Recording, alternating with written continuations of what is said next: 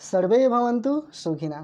प्यारे सहपाठियों, job stream लाई है आज आपके लिए जानकारी केंद्रीय चयन परिषद सिपाही भर्ती से संबंधित। बिहार पुलिस सिपाही के संवर्ग में जिला पुलिस, बिहार विशेष सशस्त्र पुलिस तथा अन्य इकाइयों में रिक्त पदों पर पुरुष तथा महिलाओं की सीधी नियुक्ति के लिए आवेदन निकाला गया है और आवेदन की प्रक्रिया शुरू हो रही है 20/6/2023 से, जो चलेगा 20/7/2023 तक। एक महीने का समय है फॉर्म भरने के लिए। वेतन मान जो लेवल है लेवल 3 है और इसके अंतर्गत आपको 21,700 से 69,100 रुपये तक आपको वेतन दिया जाएगा। कुल रिक्तियों की बात करें तो 21,391 रिक्तियाँ आई हैं इस बार। जैसा कि आप लोग जानते हैं, इस चैनल पे आपको ऑथेंटिक न्यूज़ मिलता है। जब नोटिफिकेशन आउट हो जाता है तो उसके बाद आपको इन्फॉर्मेशन दी जाती है और ऑथेंटिक न्यूज़ है तो नोटिफिकेशन को रीड आउट करने में समय लग जाता है, तो वीडियो लंबा हो सकता है। और मेरा मानना है कि आप लोग ऑथेंटिक न्यूज़ देखें, भले समय थोड़ा सा ज़्यादा लगे, लेकिन अपने जीवन के लिए, उज्जवल भविष्य के लिए थोड़ा समय तो निकाल ही सकते हैं। चलिए हम लोग बात करते हैं इस प्रक्रिया में होने वाले कौन कौन से स्टेप्स होंगे, उन स्टेप्स की। तो सबसे पहले पाठ्यक्रम की बात कर लेते हैं। पाठ्यक्रम में लिखित परीक्षा के लिए आपको 10वीं के समकक्ष हिंदी, अंग्रेजी, गणित, सामाजिक विज्ञान के अंतर्गत इतिहास, भूगोल, नागरिक शास्त्र, अर्थशास्त्र, विज्ञान के अंतर्गत भौतिकी, रसायन शास्त्र, प्राणी विज्ञान, वनस्पति विज्ञान, वहीं सामान्य ज्ञान और समसामयिक मामले यानी जीके जीएस जो होता है उससे टोटल 100 प्रश्न रहेंगे। 100 प्रश्न रहेंगे और 100 मार्क्स के रहेंगे तथा 2 घंटे का समय होगा। तो लिखित परीक्षा 100 अंकों की होगी। 2 घंटे के प्रश्न में 100 प्रश्न रहेंगे और हर एक प्रश्न के लिए 1 अंक दिया जाएगा। इसमें है लिखित परीक्षा में आपको 30 अंक लाना अनिवार्य है। इससे कम लाने पे आप ऐसे ही डिस्क्वालीफाई कर दिए जाएंगे, लेकिन 30% से ज़्यादा लाने पे क्या आपका सिलेक्शन हो जाएगा? तो ज़रूरी नहीं है, क्योंकि उसमें कट ऑफ मार्क एक रहेगा। हो सकता है कि वो 65 प्लस हो, लेकिन अगर आप 75 प्लस स्कोर करते हैं तो आप सेफ स्कोर में रहेंगे। तो आप लोग कोशिश करें, अभी एग्ज़ाम में समय है, अभी फॉर्म ही निकला है, तो अभी से तैयारी में लग जाएं। इस चैनल पे भी आपको तैयारी करने का मौका मिलेगा। तो चलिए आगे देखते हैं हम लोग क्या है। लिखित परीक्षा मेगा सूची का आधार नहीं होगी। जो आप 100 अंक के एग्ज़ाम देंगे वो मेगा सूची उस पर तैयार नहीं होगा। वो सिर्फ आपके क्वालिफाइंग नेचर का रखा गया है, जिसके लिए आप फिजिकल देने के लिए अर्हत होंगे यानी एलिजिबल होंगे। उसके बाद सिपाही पद के आवेदन के लिए आपको क्या क्या चीज़ें अनिवार्य रूप से चाहिए। सबसे पहले कि आप भारतीय हों, आप इंडियन होने चाहिए। दूसरी बात कि आप +2 पास किए हों किसी भी बोर्ड से और कोई भी डिवीज़न चल सकता है, फर्स्ट सेकंड, और साइंस और आर्ट्स दोनों ही बच्चे इस फॉर्म को भर सकते हैं। अब उम्र सीमा की बात करें हम लोग तो उम्र सीमा सामान्य वर्ग के लिए पुरुष एवं महिलाओं के लिए 18 से 25 वर्ष रखा गया है, यानी कम से कम उम्र 18 वर्ष और अधिकतम उम्र 25 वर्ष होनी चाहिए। वहीं पिछड़ा वर्ग तथा अत्यंत पिछड़ा वर्ग के कोटि के पुरुषों के लिए न्यूनतम उम्र जो है 18 वर्ष और अधिकतम उम्र 27 वर्ष रखा गया है। पिछड़ा वर्ग एवं अत्यंत पिछड़ा वर्ग की महिलाओं के लिए 18 से 28 वर्ष उम्र सीमा रखी गई है।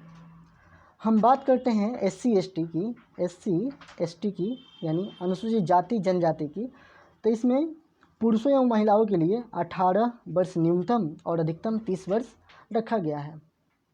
वहीं सभी कोटि जो आरक्षण कोटि के बिहार के प्रशिक्षित एवं बिहार में नामांकित गृह रक्षकों को निर्धारित विहित अधिकतम उम्र की सीमा जो है 5 वर्ष की छूट दी जाएगी।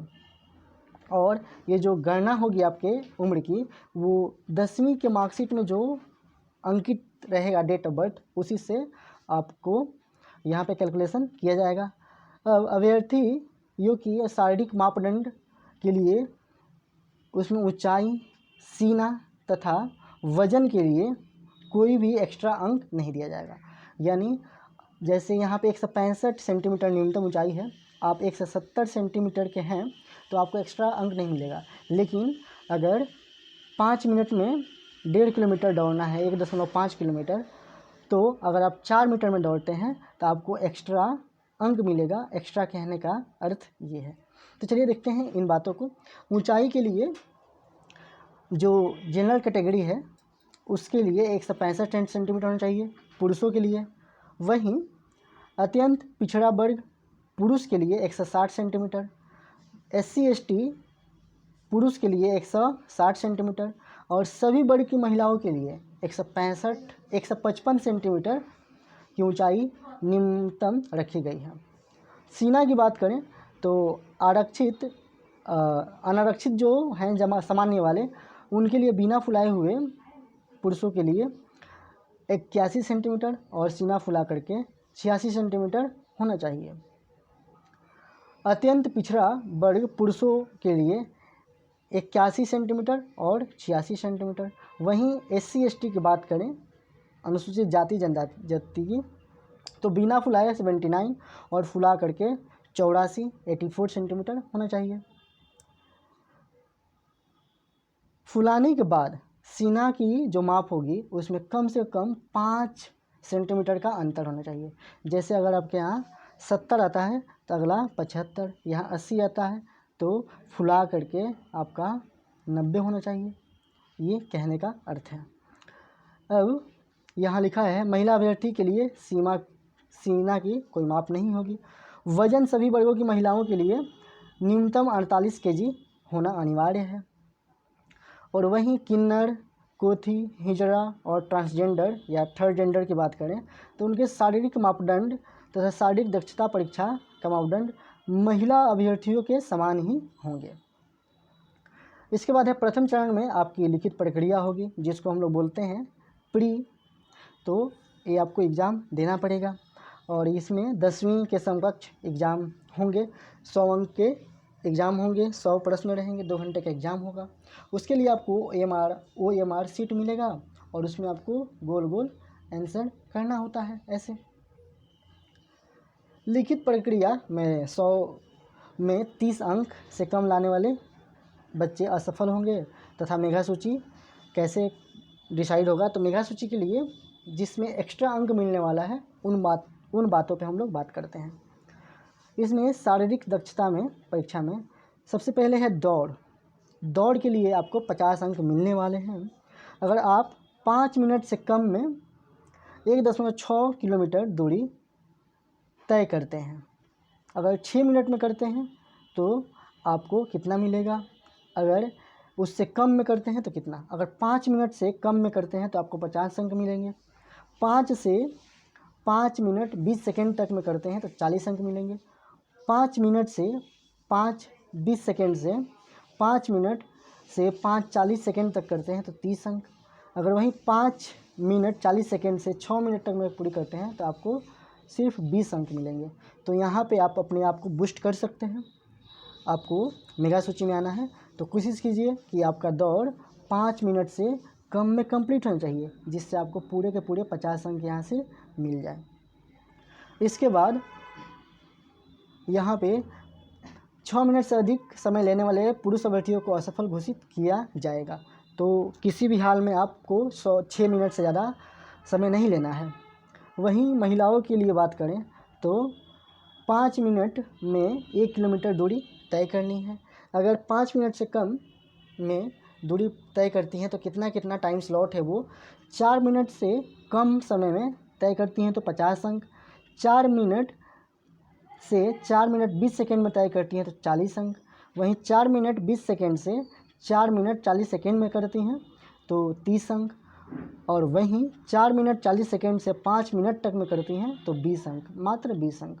यहाँ पे गर्ल्स कैंडिडेट भी अपने आप को बूस्ट कर सकती हैं और यहाँ से अधिकतम मार्क ला सकती हैं।